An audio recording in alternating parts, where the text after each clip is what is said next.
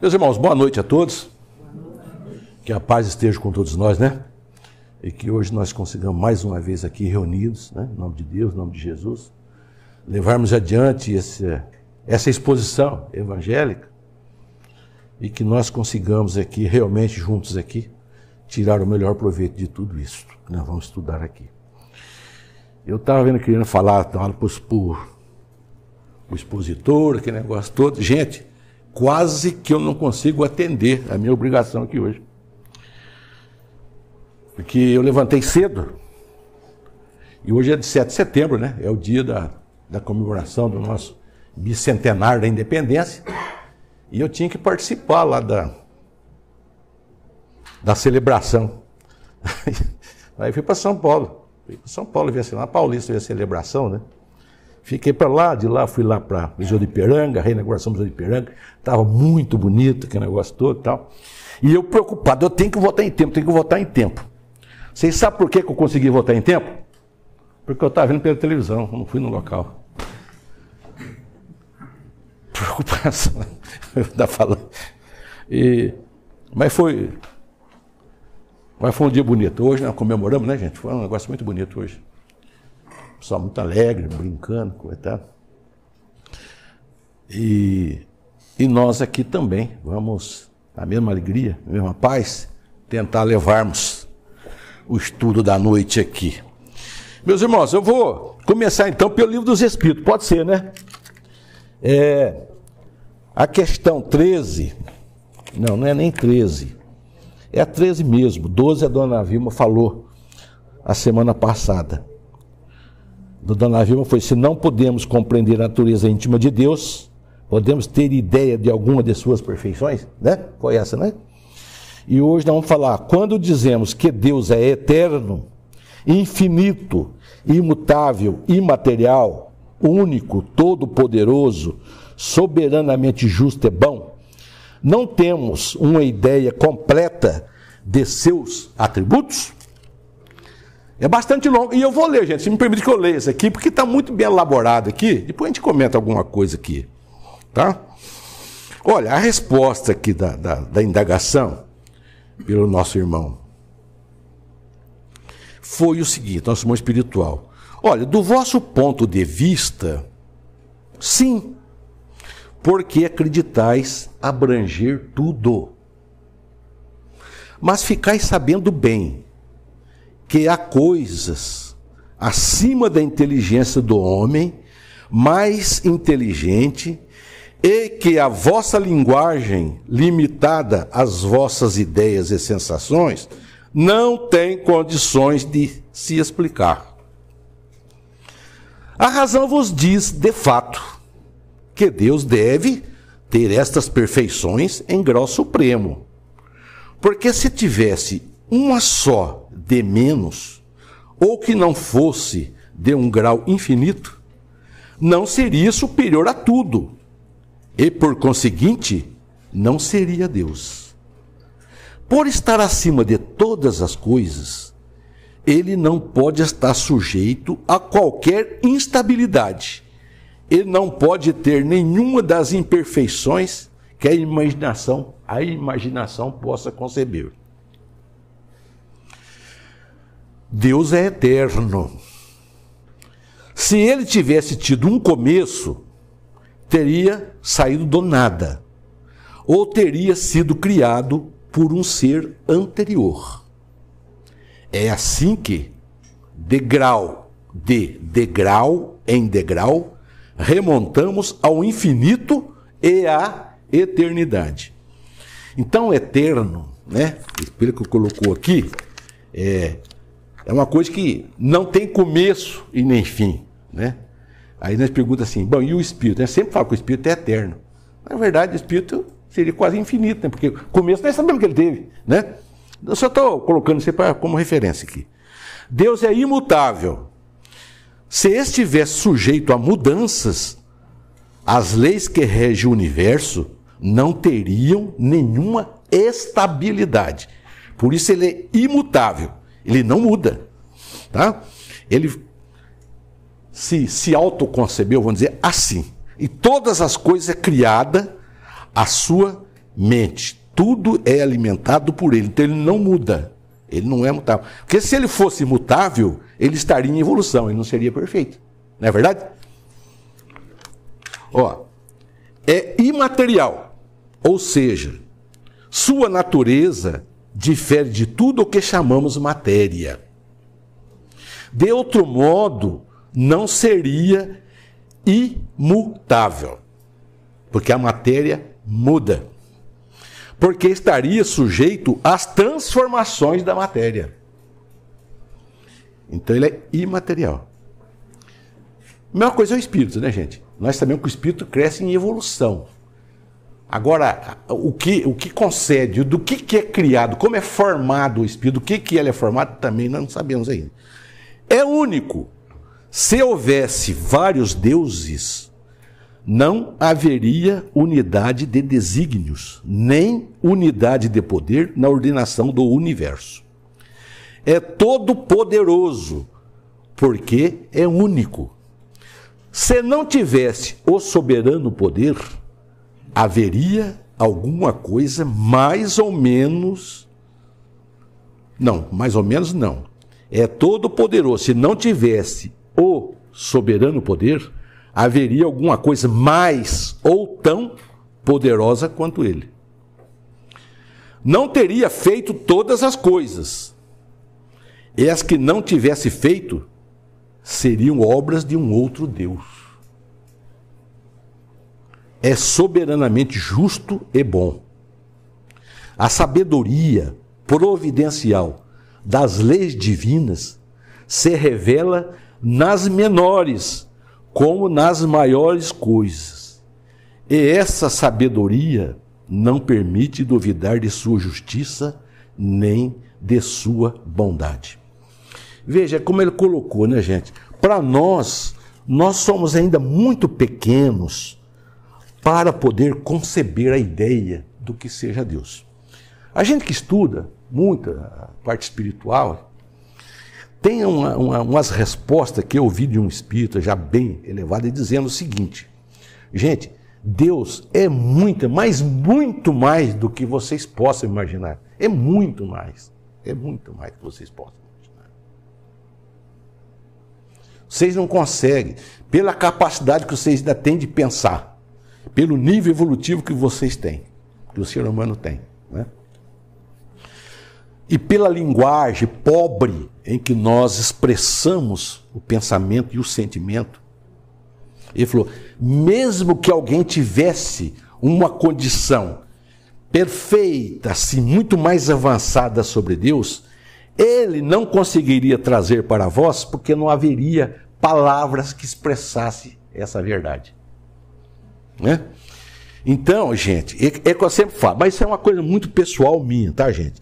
Porque a gente consegue captar as coisas de acordo com o conhecimento que a gente vai adquirindo, com a sabedoria, né? Então você vai formando certos conceitos. E eu tenho um conceito de Deus seguinte, igualzinho desse Espírito falou. Ele é muito mais do que nós possamos imaginar. Ele, né? Como poderia nós, estudando todas as obras ditas sagradas aí, um Deus que se manifestava de várias maneiras, né? Então, dá-se para, no caso meu, de análise minha, dá-se para entender que esse Deus que a gente estuda, que chegou até nós, antes de Jesus, antes do Divino Amado Mestre, aquele Deus é Deus do panteão dos deuses, do panteão dos deuses, mas não é o Deus verdadeiro. Deus verdadeiro é o que Jesus nos trouxe. Esse que está aqui no livro dos Espíritos, que nós estudamos, esse é o Deus verdadeiro. Né? Não estamos aqui questionando, né, que os outros não teve importância. Claro, tudo na criação tem importância, né? E é através dos acontecimentos que Deus vai colocando a evolução entre nós, né? Embora tivesse no panteão dos deuses lá, muitos que chegaram como Deus, que traziam muito mais desenvolvido que nós, com muito mais sabedoria e traziam os conhecimentos, naquele momento era muito importante. Esses obedeciam um projeto sublime do Deus superior, né? Então nós podemos tentar que sejam Deus, mas eu só faço questão de dizer que o Deus verdadeiro, como nós estudamos, Jesus nos trouxe, é aquele Deus é verdadeiro, de justiça, de amor, né? É imaterial, imutável, tá? Plenamente soberano, que não altera as suas leis de acordo com o sabor dos ventos, né? Como nós não te via para trás aí, é o Deus verdadeiro. Eu aproveitei para ler na íntegra vocês, ficaram bastante extensos aqui e muito bem elaborado, tá? Agora, quanto ao Evangelho segundo o Espiritismo, para quem está chegando hoje, nós estamos no capítulo 11 do Evangelho segundo o Espiritismo. O capítulo é... Capítulo 11. Deixa eu ver qual é o nome. Permitido... Capítulo 10, capítulo 11. Oh, meu Deus. Amar ao próximo como a si mesmo, né? E eu estou no item 15, a dona Vilma falou sobre caridade para com os criminosos, né? Elizabeth de França, Havre, 1862. E tem aqui Lamés, Paris, 1862. E nós vamos falar hoje aqui, o item 15, é um homem corre perigo de morte. Para salvá-lo, esse homem corre risco de morte, é preciso arriscar a nossa própria vida. Sabe-se que aquele homem é um malfeitor e que, se escapar, poderá cometer novos crimes. Devemos, apesar disso, arriscar-nos para salvá-lo? Acho que todos entenderam a pergunta, né? Então, diante de um fato em que um ser criminoso, um ser corre perigo de morte, esse ser. Então, para salvá-lo, é preciso arriscar nossa própria vida. Só que é do nosso conhecimento que esse cidadão é um malfeitor. Então, valeria a pena, seria legal, justo, que nós arriscássemos nossa vida para salvar esse nosso irmão? Bom, a aula da dona Vilma, de quarta-feira, já explicou muito bem como se deve proceder da caridade com os criminosos, que nós devemos ter caridade com os criminosos, né? E caridade, todos nós sabemos o que é, né? Porque nesse mundo a gente confunde caridade com obrigação, né? É diferente, né? A caridade é uma coisa, obrigação é outra. Obrigação é outra. Ajudar os mais necessitados e os inferiores, economicamente, ou pessoas que têm uma mentalidade ainda menos desenvolvida, isso aí não é caridade, isso aí é obrigação, né? Eu entendo assim, é uma obrigação que nós temos, porque nós somos o instrumento da vontade de Deus, somos os instrumentos da vontade de Deus, ou deveríamos ser, devemos ser um instrumento da vontade de Deus. A vontade de Deus, a realização de Deus na matéria deverá ser por nossas mãos, que somos materializados. É por nossas mãos. Então temos a obrigação de sermos um instrumento da vontade de Deus. A caridade pura, verdadeira, né? Tem aquela passagem no Evangelho daquela viúva, o óvulo, como é que é? O óvulo da viúva, né? Em que ela estava ali, tinha um fariseu, né? Do ano, e tinha lá, e chegou, cada um fazendo suas preces lá e depositando dinheiro naquele, o Diodato sempre falava o nome daquele lá, um nome complicado, o nome daquele cofrinho lá, eu não lembro agora. E essa senhora chegou e colocou lá, um dinheirinho pequeno, colocou lá. Aí Jesus disse, gente, meus irmãos, em verdade eu vos digo, que a caridade, quem fez, foi aquela mulher. Porque os outros doou aquilo que lhe sobrava sobejamente. Ela não. ela deu aquilo que era necessário ao seu sustento. E ela doou. Essa é a caridade. Né? Essa é a caridade pura, verdadeira. É aquela em que nós tiramos do que é nosso, daquilo que nós necessitamos para socorrer alguém, se colocando no lugar daquela pessoa, sentindo o sofrimento dele. Essa é a caridade pura. Agora, doar o que está sobrando para nós, isso é caridade. É ajuda? Claro que é ajuda. Temos a obrigação de fazer? Temos a obrigação de fazer. Lógico que temos. Mas não é caridade, aquela caridade que ele coloca aqui. É diferente. Né? É interessante isso. Agora, quanto com o criminoso aqui, cidadão que está com risco de vida, depois nós lemos aqui caridade para com os criminosos, nessa sequência aqui. Ora, nós sabemos, essa palavra mesmo, gasofilácio, tá, gente? Gasofilácio, dá tempo de falar essa palavra aí, eu não consigo guardar, gasofilácio, é isso aí mesmo. É um cofrinho do coisa lá que ele colocava dinheiro. Nós sabemos que nós aqui, na matéria, vivendo em matéria, nós vivemos a dimensão neutra que a gente fala, né? Porque existem diversas dimensões. Há estudos espirituais aí, espiritualistas, que diz que o planeta Terra tem 77 dimensões. 77 dimensões. Puras, sem contar as compostas. Né? Então veja, dimensões. Segundo eles, tem 77 dimensões puras, sem contar as compostas. Agora, para nós, o nosso estudo, existe a dimensão espiritual, a dimensão material e a etérea, né? É o que nós estudamos mais aqui. Nós ficamos mais na espiritual e na material, essas duas dimensões. Só que no plano espiritual, na material, praticamente é duas dimensões. A etérea e a material pura, física, como nós falamos aqui. São as duas dimensões materiais. E as espirituais são várias, de acordo com o nível, né? E essa material que nós vivemos aqui, que é a intermediária, que a gente fala intermediária neutra, é a neutra, é uma dimensão em que todas as outras dimensões espirituais podem atuar sobre ela. Pode atuar sobre ela. Essa dimensão neutra material, as outras dimensões espiritual podem atuar sobre ela. Vocês se lembram da aula do Quirino aqui falando sobre a obsessão, né? Que é o que? A influência espiritual sobre o ser encarnado aqui. Pode ter também no mundo espiritual, mas ficou claro sobre nós aqui, que nós estamos obsessão, tem os trabalhos espirituais de desobsessão, aquele negócio todo. Então, tanto as dimensões superiores como as inferiores atuam, pode atuar, tem liberdade para atuar nessa matéria neutra, é encarnada. Né?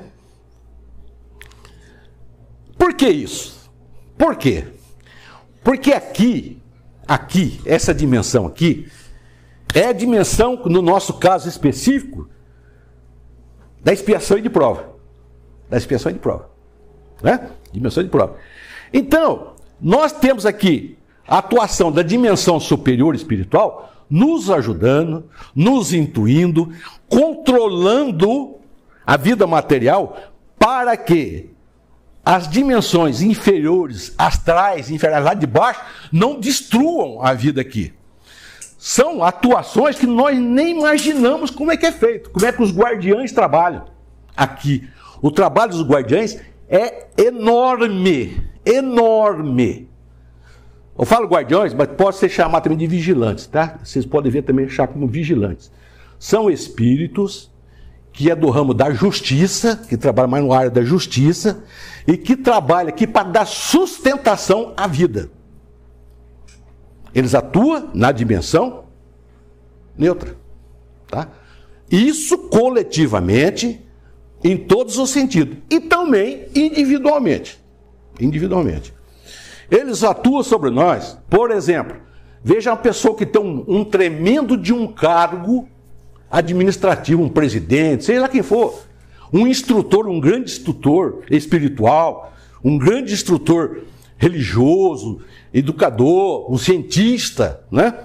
O astral inferior quer, de toda maneira, destruir aquele cidadão. porque ele trabalha contra os interesses dele. E quem é que defende esse cidadão? Quem é que defende essas instituições? São os guardiães. Agora, os guardiães, eles estão em todas as dimensões superiores, como trabalham também lá nas dimensões inferiores. O superior pode atuar na inferior. Agora, a inferior não atua na superior. Né? Então, todos nós temos o nosso protetor. Nós não aprendemos que nós temos o nosso anjo da guarda? O anjo da guarda nada mais é do que esse um que faz esse tipo de trabalho. Então, está atuando aqui sobre nós. Né? É aquele que tem afinidade conosco, ele consegue se afinar, ele consegue, por exemplo, ter mais contato com a nossa forma de pensar, de agir, tá seguindo ali. Então, são assim. Os guardiães atuam nos bairros, na cidade. Assim vai de acordo com o nível de cada um deles. Então, a necessidade da atuação nesse plano neutro, que é o material, é de muita importância. Então, todos nós estamos num enredo aqui, numa novela, num histórico, uma coisa de um romance, de estudar a nossa vida inserida nesse contexto aqui. Nós estamos envolvidos aqui, tá? Agora, esse aqui é necessário para a nossa evolução. É necessário para a nossa evolução. E como é uma dimensão neutra, aqui na vida material, tem espíritos materializados de todos os níveis, superior como inferior, lá debaixo do último lá, estão aqui. E cada um deles atua entre nós de acordo com a característica evolutiva de cada um. Né? E nós, espíritas, que estudamos a doutrina, sabemos que, evidentemente, a pessoa, ele só vai exteriorizar, o conceito dele é formado nas suas características evolutivas. Né? É impossível um ser lá de baixo atuar como um santo. Ele pode até mascarar, daqui a pouco ele se entrega. Ele não tem essa capacidade. E nem um santo de traduzir ou agir de forma negativa como o espírito inferior. Eles têm ação sobre eles, mas não conseguem fazer. Muitas atividades bem materiais, os espíritos superiores se servem daqueles inferiores. Né? Nós falamos, por exemplo, porque todos nós fluímos água aqui. Todas as casas flui água. Né? Esses medicamentos, geralmente, são tirados de plantas, são tirados de várias coisas, de outros. Quem consegue manipular aquilo ali, não é um espírito evoluído, alto. Ele já não consegue atuar com tanto preciso sobre a matéria. Eles se servem desses espíritos inferiores e evolutivos, mas de bom. Nem quer dizer que seja negativo, que seja ruim. Nem porque negativo é ruim, tá? Mas ainda não está no grau evolutivo. Então se servem deles. E eles prestam esse serviço de fazer isso. Como nós víamos, por exemplo, os agentes... Como é que chama lá? Aqueles agem coletivamente, é os... Fala aí, gente. Esqueci. Que não é espírito ainda, ele é... Vai, Marcelo, como é que chama? Eles trabalham coletivo. No vento, na chuva. Que faz a chuva. E os elementares. Os elementares, né? Os elementares, por exemplo, são os agentes das causas físicas, do tempo, aqui nós todos, acionados pelos espíritos superiores, que comandam eles. Eles não agem individual, porque eles não têm inteligência desenvolvida. Eles não são ainda um espírito propriamente dito. Mas só que aqueles fenômenos, somente eles, por ser mais materiais, conseguem executar. Então eles são comandados para fazer esse tipo de serviço. Tá? Então, se nós temos entre nós espíritos de várias categorias evolutivas, como é que eu posso pegar um cidadão e julgar que ele tem um atraso muito grande, que ele não deve viver aqui, porque se eu salvar ele vai causar mais transtorno da sociedade? Ora, vamos partir de uma análise bastante objetiva aqui. Tá? Quem me garante que eu seja tão superior a ele que consiga analisar as condições dele? Tá? Agora, se ele é inferior e causa certos transtornos aqui, quem o colocou aqui sabia da importância dele aqui, senão não teria colocado. É necessário a sua ação, aquela ação dele aqui sobre nós, para fazer nós evoluirmos. Eu sempre digo aqui que nós, rebeldes, só aprendemos sobre ele apanhando. Né? E não difere muito do material, não, que eu apanhei bastante para crescer quando era moleque. Era arteiro, tinha que, de vez em quando, tinha que. Certo? É assim que a gente vai crescendo e evoluindo. Sem dar risada, acho que foi só eu que fiz isso, né? Eu acho que ninguém mais fez isso, né? De apanhar quando era moleque, fazendo arte. Ninguém, né? Não, vocês são bons. Eu era arteiro demais. Então, mas é assim, gente, eu estou brincando aqui, mas na verdade é isso aí. Nós precisamos sofrer para aprender. Né? O nosso burilamento, a lapidação da pedra bruta, que eu costumo sempre dizer aqui, é feito através desse sofrimento que temos aqui. As adversidades que a vida nos apresenta. Né?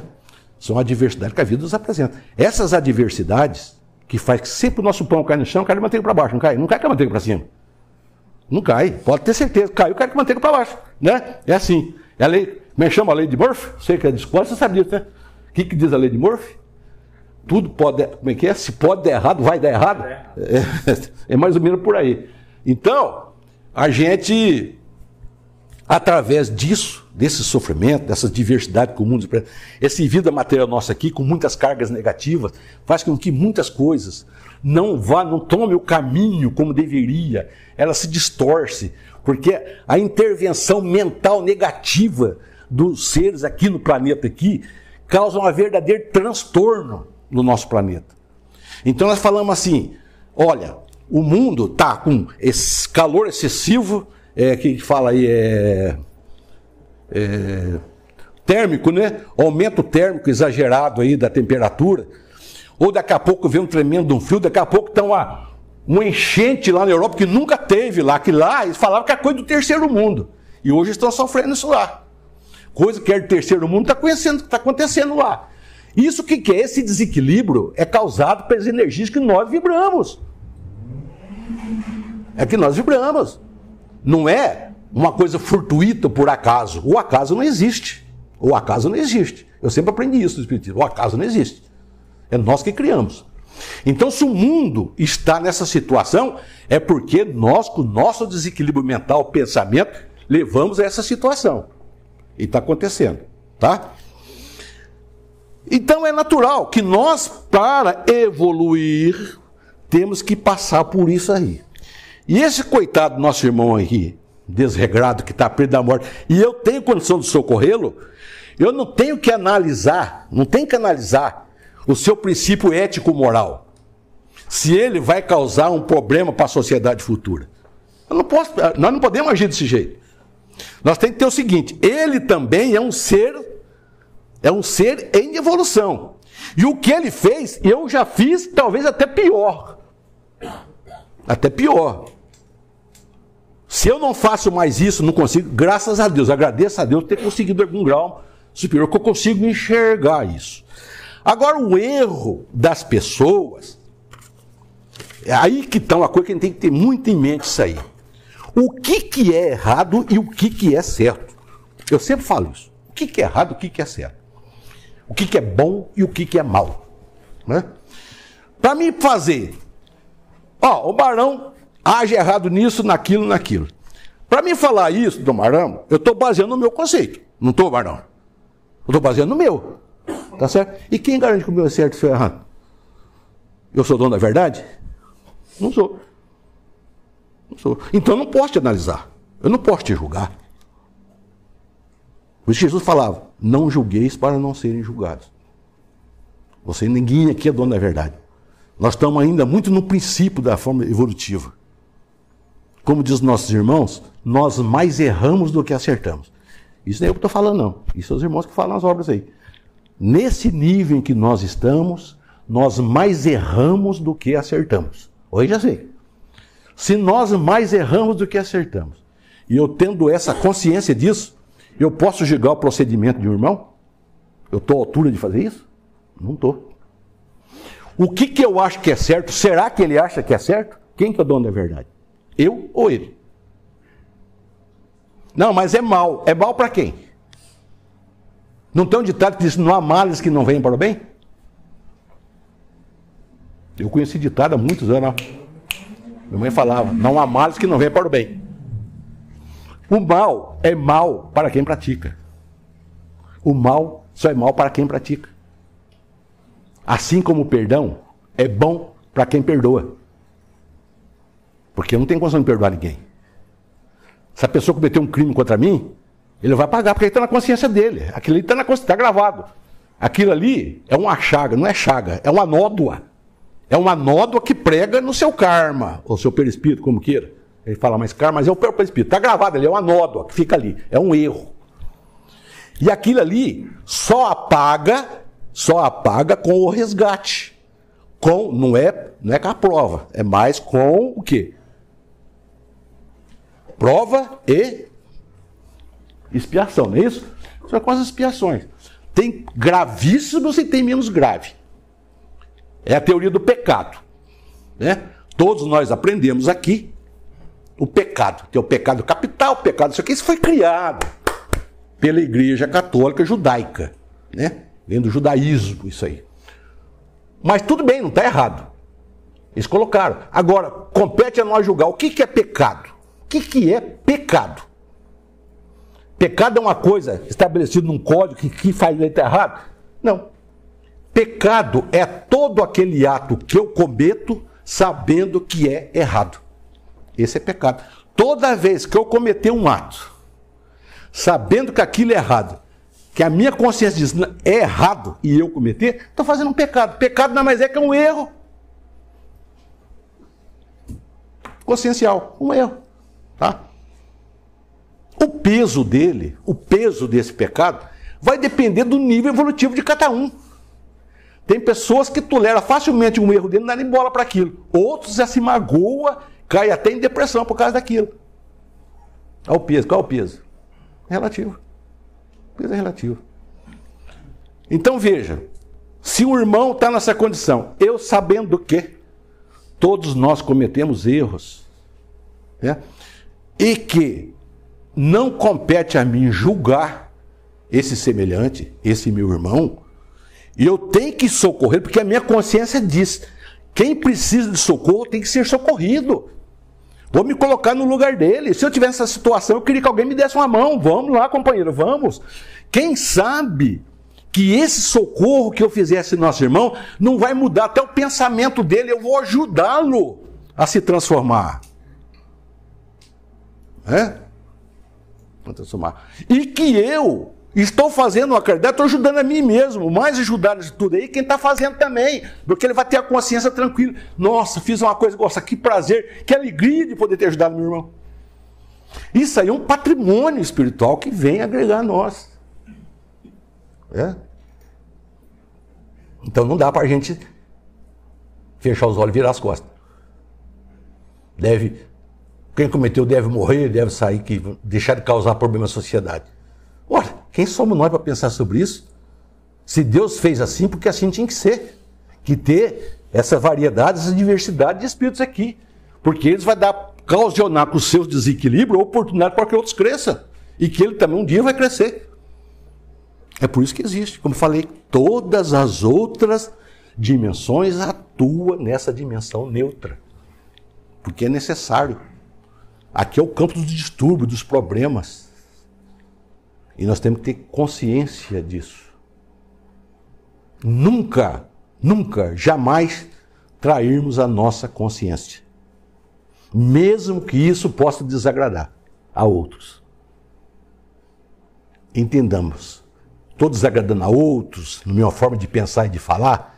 Veja bem, eu posso ter errado. Provavelmente eu estou. Como dizer aqui, que nesse mundo a gente mais erra do que acerta, posso estar errado. A análise do nosso irmão seja mais evoluída que a minha. Mas se eu trair da minha consciência, eu estou traindo a mim mesmo. Eu não posso fazer. Né? Agora o dia que todos os seres chegarem, ou se estão aqui, o homem for chegando, como já chegou, for comparar com o passado distante, séculos passados, nós estamos muito mais evoluídos com os nossos conceitos. Muito mais, né? É só a gente ler a história do que acontecia num passado distante, coisa de século. a Idade Média, aqueles tempos, nós evoluímos muito. O mundo evoluiu muito. Então, o mundo, quando eu falo mundo, eu falo os seres que aqui estão, né? Que está entre vai e volta, para estar aqui dentro do planeta. Está indo vai e voltando. Então, o que acontece? Vai chegar um tempo que todo mundo já pensa em bem, já pensa no bem, já construi. Então, não haverá mais necessidade de reencarnar entidades desse nível aqui, pesado aqui. Tá? E aqueles que, quando a maioria chegar no estágio bom, e que aqueles estão prejudicando pela análise superior, não pela nossa, para análise superior, é achar que não deve mais esses seres permanecerem aqui, eles vão reencarnar em outro planeta, que lhe dê condições de mudar, se transformar, através de maiores sofrimentos. Que um planeta mais primitivo, ele proporciona maiores sofrimentos, maiores adversidades. É que esses nossos irmãos precisam, mas a juízo de quem pode julgar. Não é nós, não somos nós. Né? Somos nós que vamos dizer isso. Nós não. Nós temos que pensar que nós temos que ter amor, sentimento da caridade, que Deus é soberanamente justo, que Deus é misericordioso, que nós devemos confiar na providência ou previdência divina, como queira, tá certo? Na sublimidade. Que nós estamos subordinados a essa sublimidade. É eles quem sabe. Eles sabem muito mais do que eu o que é importante para mim. Muito, mas muito mais. O meu espírito guia que me acompanha aqui, para ele ser meu guia, ele tem que ser superior a mim, evolutivamente. Concorda comigo? Se for inferior, não pode ser meu guia, pô. Né? Então esse já sabe mais do que eu sobre eu mesmo, o que eu mesmo preciso. Quer dizer, não precisa chegar lá das estrelas para isso, né? Então, e eles vão nos intuir de acordo com a nossa necessidade. Assim como o plano superior da sublimidade, os encarregados da evolução, do projeto reencarnatório no planeta, que analisa todos os casos, que passa por ele, pelo crivo desses espíritos, por exemplo, eles vão sabendo, esse pode ficar aqui, esse já não pode mais. Muitos espíritos, segundo os nossos irmãos, já estão separados para um êxodo, para um grande êxodo. Né? É por isso que nós espíritas procuramos sempre dizer, gente, vamos crescer, vamos evoluir, vamos procurar desenvolver essas virtudes que é a essência divina, para que nós possamos ser aqueles que Jesus falava, bem-aventurados, né? Os aflitos, porque herdarão a terra, bem-aventurados, não sei o quê, porque serão chamados filhos de Deus. Você vê os ensinamentos. Esse é o Deus verdadeiro. Ele veio trazer isso para nós. Nós temos que seguir essas orientações para que nós possamos nos transformar nesta oportunidade que nós estamos tendo. Que, segundo os nossos irmãos, para nós que conseguimos entender essas verdades aqui, tá? Muitos não entendem isso aqui. Você sabe disso. Você chegar a ter certo nível evolutivo e religioso, se for explicar, você culpa o mal, o cara não vai entender. Porque não tem maturidade para absorver isso aqui ainda. Não tem. Não tem. Nós temos. Absorver. Tá?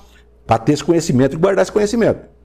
Se nós temos essa capacidade, isso quer dizer que nós temos muito mais obrigação de seguir. A quem mais é dado, mais será exigido. Jesus falava isso. A quem mais é dado, mais será exigido. E nós temos, por ser espíritas, não quer dizer que nós temos vantagem sobre os demais, não. Pelo contrário, nós temos muito mais obrigação e será cobrado muito mais de nós. Muito mais.